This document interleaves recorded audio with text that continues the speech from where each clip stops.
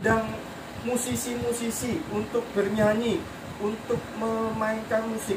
Tetapi hari itu Kristus datang disambut dengan nyanyian surgawi. Malaikat bala tentara surga bersama-sama di langit memuji Allah, menyembah Allah. Ini sesuatu yang luar biasa. Nah, setiap kali malaikat hadir, ya, kalau kita membaca Alkitab, setiap kali malaikat hadir, baik itu di perjanjian lama maupun di perjanjian baru, maka selalu pasti ada pesan yang dibawa.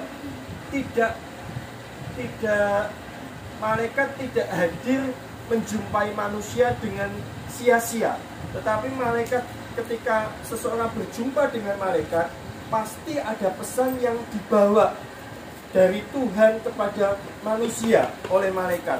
Nah, demikian juga dengan nyanyian malaikat ini.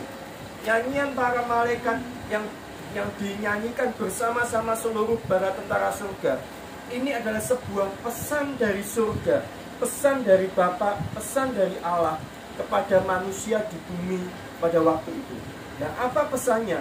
Kita akan melihat apa yang menjadi pesan dari Allah melalui nyanyian malaikat ini yang disampaikan kepada manusia di bumi. Yang pertama adalah kemuliaan bagi Allah di tempat yang maha tinggi. Ini menggambarkan, ini bukan hanya sekedar nyanyian, tetapi ini menggambarkan sebuah tujuan ilahi. Mengapa Yesus datang di bumi? Mengapa Kristus lahir di bumi?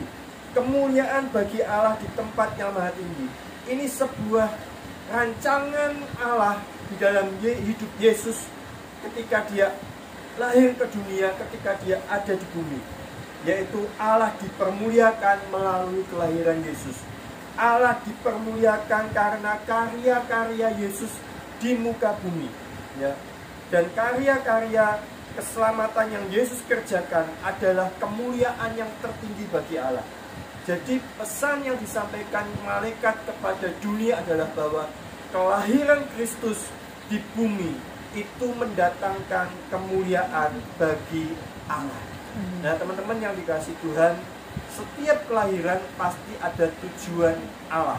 Setiap kelahiran manusia pasti ada tujuan ilahi di dalam diri manusia. Tidak ada kelahiran yang yang tanpa disengaja. Tidak ada kelahiran yang sia-sia. Tidak ada kelahiran yang tanpa tujuan. Setiap bayi, setiap anak yang lahir ke dunia, pasti Tuhan punya tujuan atas hidupnya. Begitu juga dengan hidup kita semua, hidup Anda dan saya.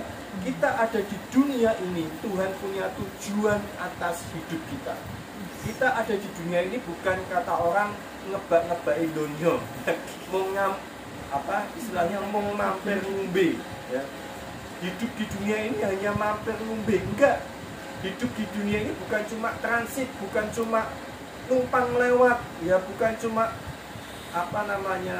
sebuah halte untuk kita pindah haluan, bukan, tetapi hidup di dunia ini karena Tuhan punya tujuan atas hidupmu dan hidupku. Amin. Tuhan punya tujuan atas hidup kita. Nah, ini penting kita sadari, ini penting kita ketahui supaya apa? Supaya kita tidak menyia-nyiakan hidup kita di bumi ini. Kita tidak sembrono dengan hidup kita di bumi. Kenapa? Karena di dalam kehidupan kita ada tanggung jawab yang Tuhan percayakan dalam hidup kita, yaitu menggenapi apa yang menjadi tujuan Allah dalam hidup kita. Teman-teman, setiap kelahiran pasti punya tujuan. Bahkan setiap anak yang lahir tanpa diharapkan oleh keluarganya pun, itu pun semuanya ada di dalam rencana Allah. Dan Allah punya tujuan atas hidup anak tersebut. Bahkan seorang anak yang lahir cacat pun Tuhan punya tujuan atas hidupnya. Betul? Tuhan punya tujuan. Tuhan bisa pakai seorang anak yang lahir di dalam kekurangannya untuk kemuliaan bagi nama Tuhan. Yes. Ya. Kita sudah melihat, kita sudah mendengar banyak cerita bagaimana anak-anak yang lahir dalam kondisi tubuh yang tidak lengkap, tapi Tuhan pakai, bisa memuji Tuhan, bisa bermain musik, bisa berkhotbah, ya, bisa mempermuliakan nama Tuhan, karena memang Tuhan punya tujuan atas hidupnya. Tujuannya adalah supaya nama Tuhan dipermuliakan melalui kehidupannya. Demikian juga dengan hidup.